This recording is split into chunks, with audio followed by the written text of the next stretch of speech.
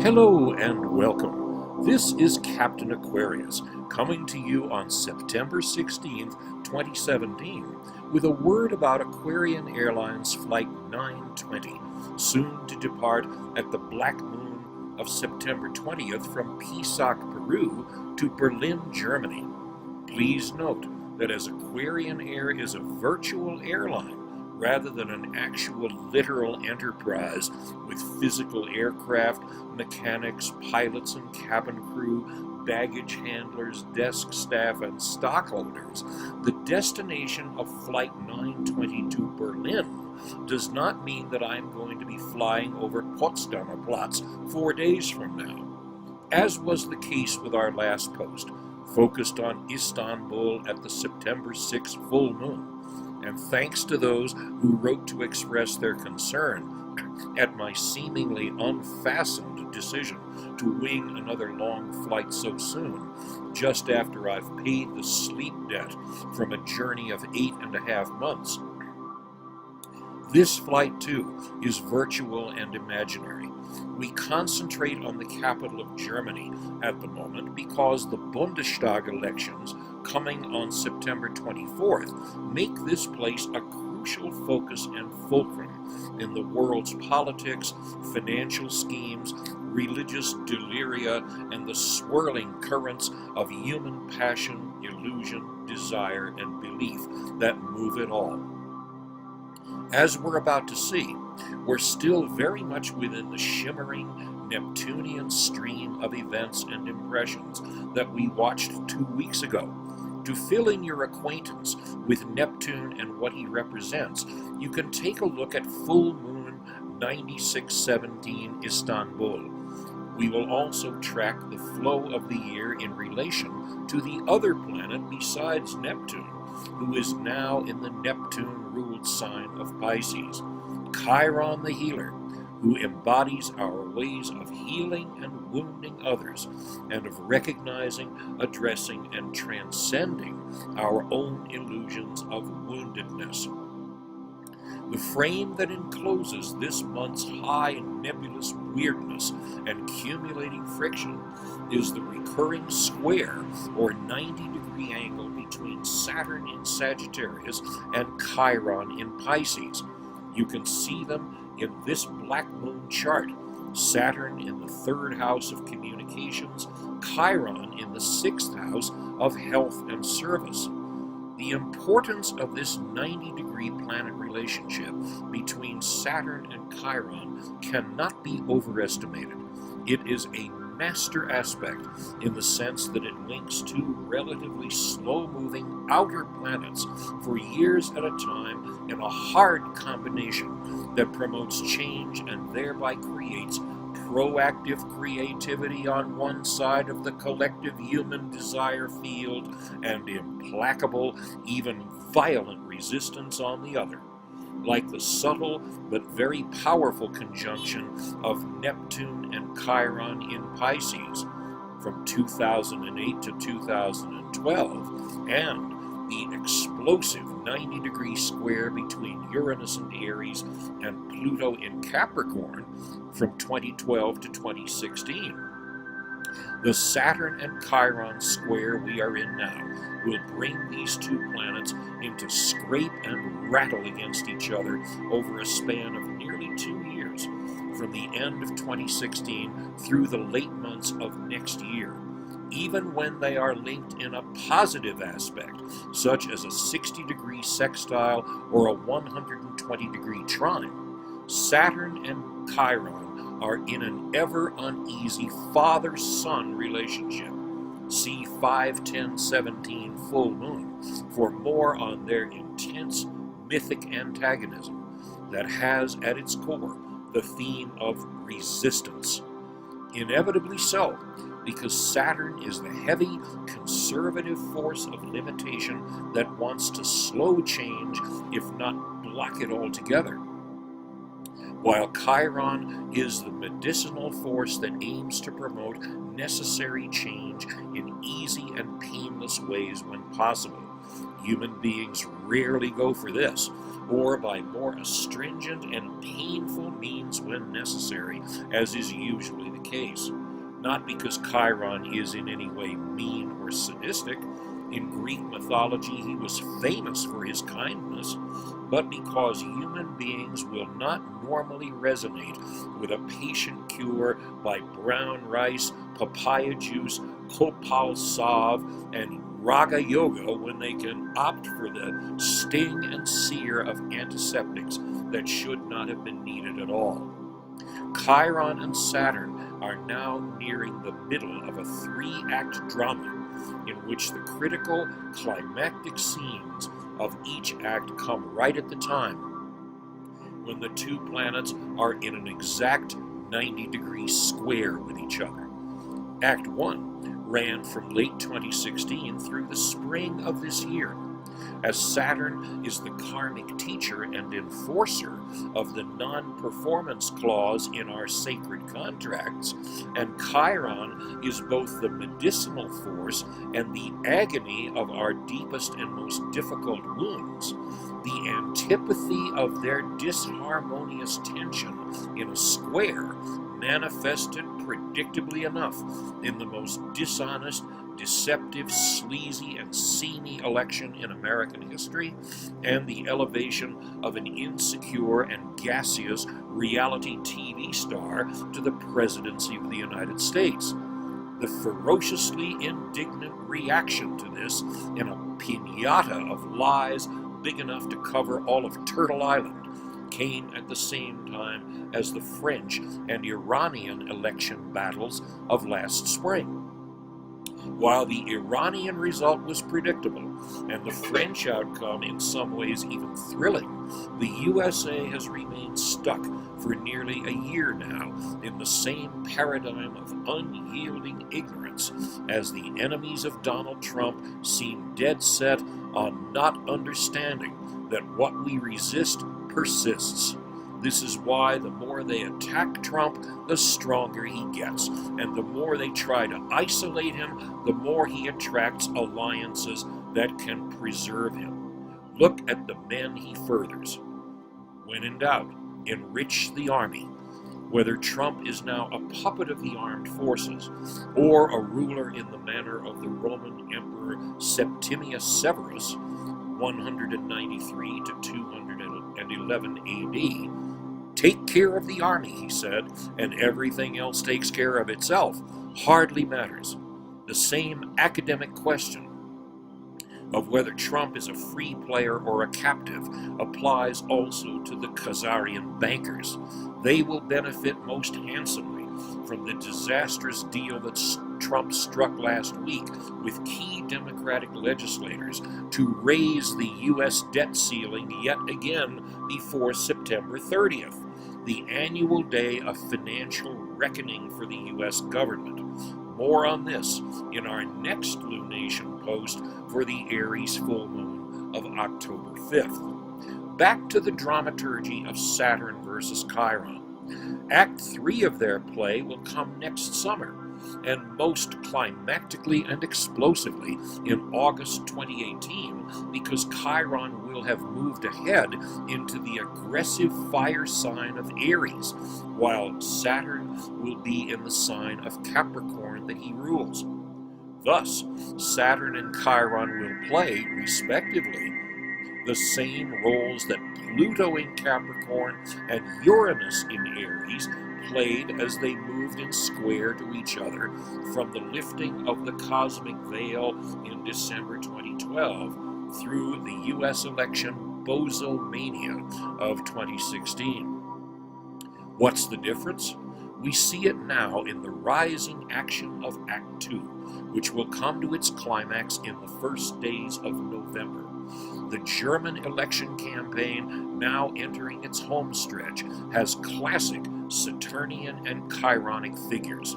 In this corner, in the earth-brown trunks, is Chancellor Angela Merkel, whose bland election pitches, typical for a ruling party that wants to keep things as they are, match her time-honored posture of causing no trouble by doing as little as possible. It is literally true that the German language now has the new verb merkeln, which means to do nothing, as in, Ich habe zu lange gemerkt, Bitcoin zu kaufen, also mache ich mir Sorgen, dass ich verschraubt bin.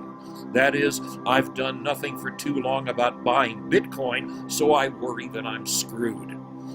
In the other corner, in the fascist red trunks, and apologies to kindly Chiron for this comparison, is the nationalist, racist Alternative für Deutschland, the xenophobic third party that has much to win and nothing to lose, and therefore trumpets its "no Muslims here, take your burqas back to Baghdad" messages in images that are as stark and provocative as Nazi propaganda used to be, couched in the same fear-dark colors, or in playful, sexy images that say, "We're making all the new Germans we need, thank you. We don't need any more coming in from somewhere else, hiding Gott weiß was under all that black Muslim." Again, the link with Chiron here is very shaky and applies only insofar as those who take an extreme Chironic position are hell-bent on applying any rough remedy, no matter who gets hurt. The main flavor of the German election campaign is actually more Neptunian, as we saw briefly in our last post, and can lay out more precisely now, as 3 of the planets we see in Virgo, in the 11th and 12th house of the Virgo Black Moon chart, are either in exact opposition to Neptune now, or will be in the days and weeks ahead. Here's the misty menu. September 18th to 22nd, exact on September 20th, Mercury opposite Neptune.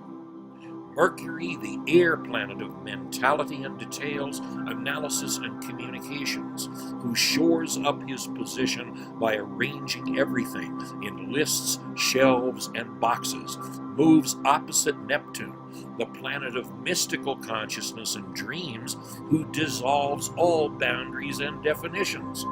The Tower of Babel comes right at the black moon, as head beings and heart beings, truth-tellers and fakers, wordsmiths and dream-tellers are all speaking different languages at the climactic moment of an election campaign.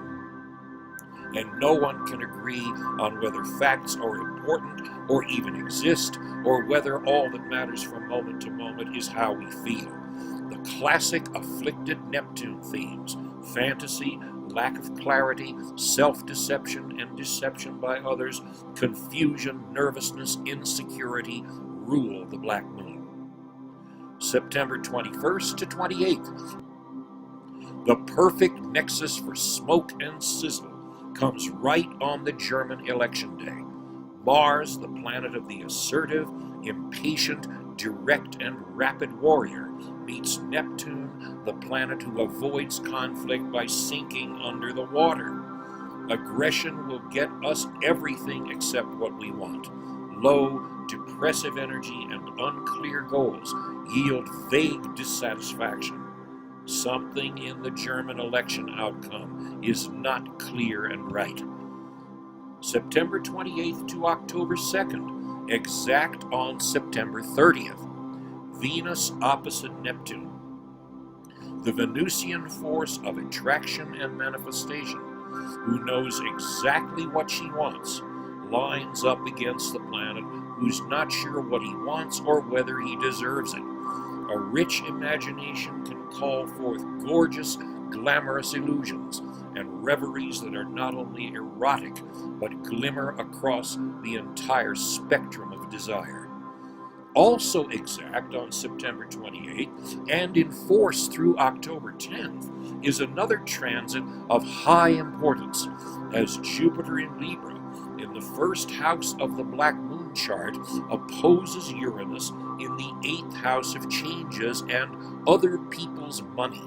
So the likelihood is very high that enterprising money players will pull out all the stops, making risky moves while they still can. Before the petrodollar evaporates, virtual currencies careen, and there is endless speculation about whether the gold in Fort Knox is safe, sound effects of bozo horns and laughter here, or is being moved to Indonesia, Antarctica, or the moon by Illuminati, Nazis, Khazarian bankers, Freemasons, and extraterrestrial pirates costumed as police. How to spot the ET police? They're not the ones you see here. They don't wear Kevlar or use rocket-propelled grenades or ride in armored personnel vehicles. If you see a cop who's not even carrying a .38 revolver, please be careful.